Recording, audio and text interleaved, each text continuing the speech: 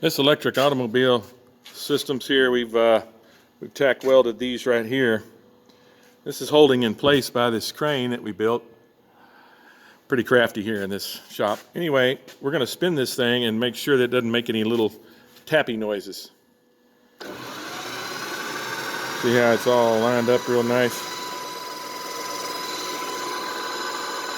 And that's how you tell how to line up one of these pieces, these Lovejoy couplers right here. And so that's basically how it works, and that's how you know you got it lined up.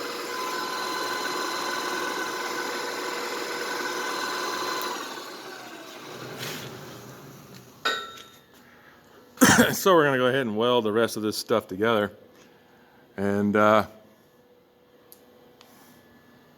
we'll put this thing in the vehicle and get it on down the highway.